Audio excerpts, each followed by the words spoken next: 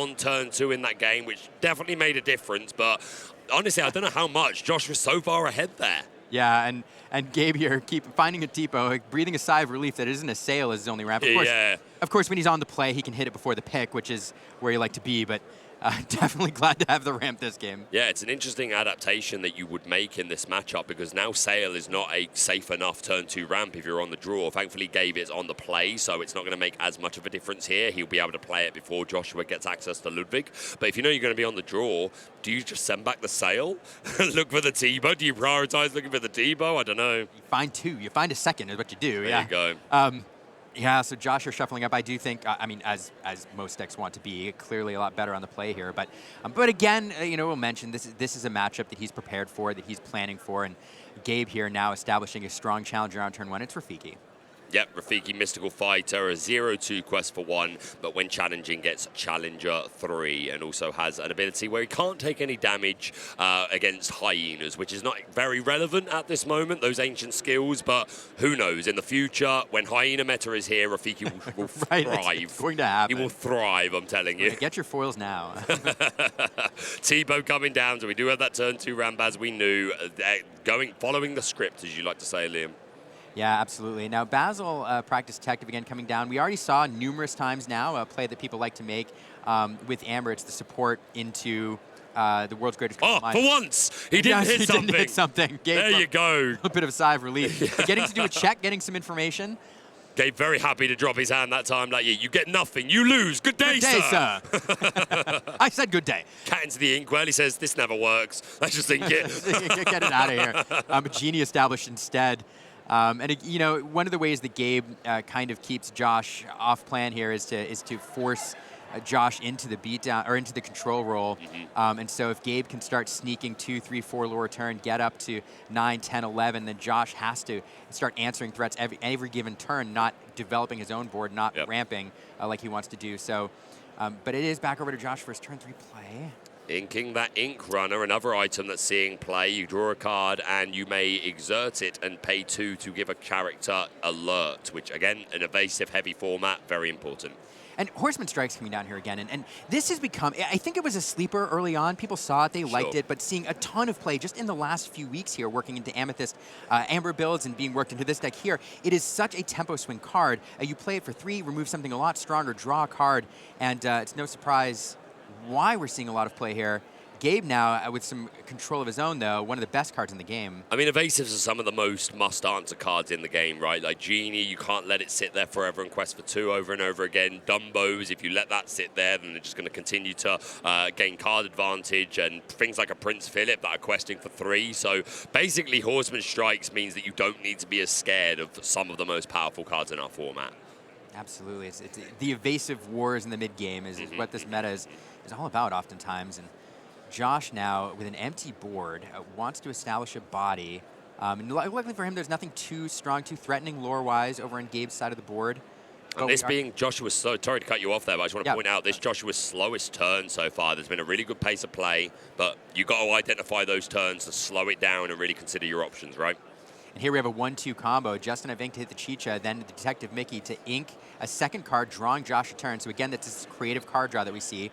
And speaking of card draw, yep, there is that Dumbo, the 9th wonder of the universe, with breaking records and making history. Breaking records means he may exert, and you pay 1 ink to draw a card and gain 1 lore, and making history gives that same ability to your other characters with evasive. Which is a great point, because you don't want to play him on curve, ideally. You want to play him later after you've established other evasive characters. You want to immediately gain advantage, I think. Absolutely, absolutely, and drawing a card there. One of the things in this game is oftentimes you're forced to choose between, gaining lore and doing another thing. Dumbo says, you can do both. You can do both. Gain lore and draw a card. You don't have to quest. Why not both? Why not both? Both is good. Both works. Both is good. Both is good. Oh, a second miss for Ludwig. Much better. Now we're evening out. Games 1 and 2, this Ludwig was making mayhem for Gabe, followed up by a Donald Duck focus flatfoot. We're going to use that support keyword on Chisha, use it on Dumbo, and down comes Professor Rattigan. I do love these combos. I think the fourth time we've seen Josh use support on an opponent's character to World's Greatest Criminal Minded. A fantastic play there, and we'll point out again, he did get another card off the ramp of Donald Duck Focus Flatfoot. So Josh, every single turn, has been drawing 2 cards, at least the last few turns. And again, it's this creative card draw in action. And Josh is a value player. He overvalues his opponents. We're seeing it here.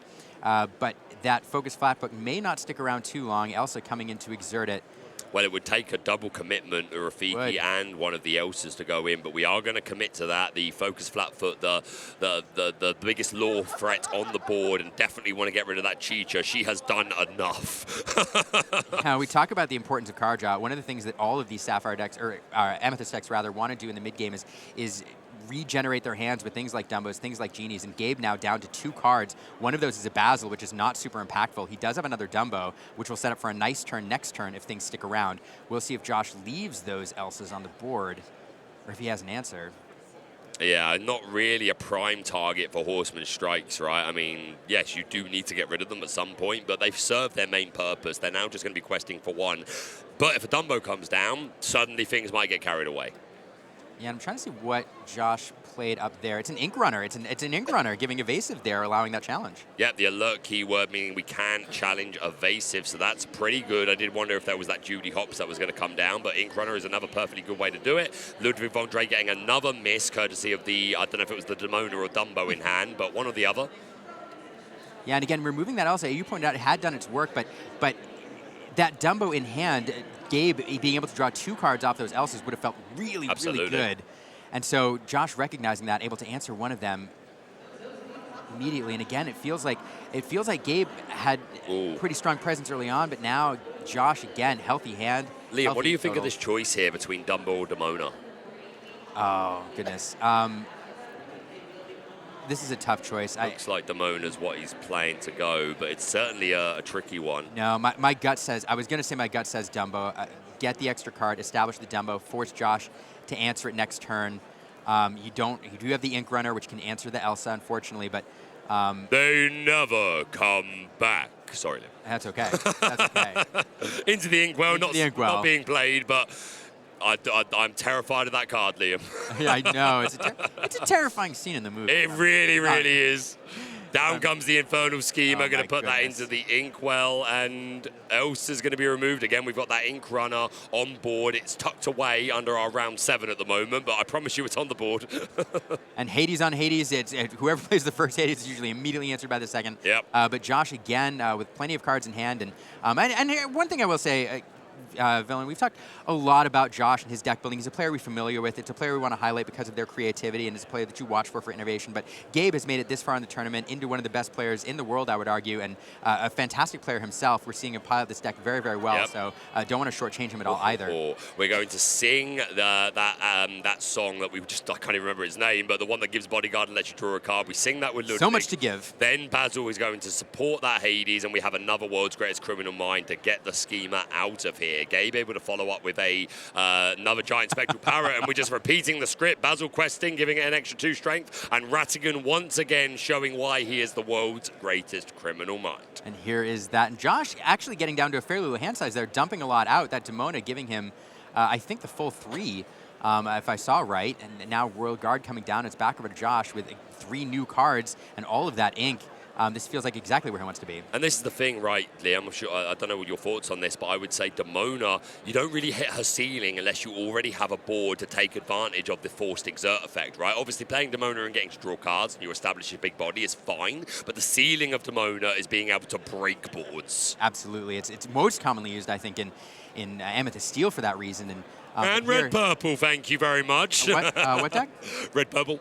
I never heard of it. Never heard of it. Not sure it exists. Right, we're having a game tomorrow, Liam. That's it.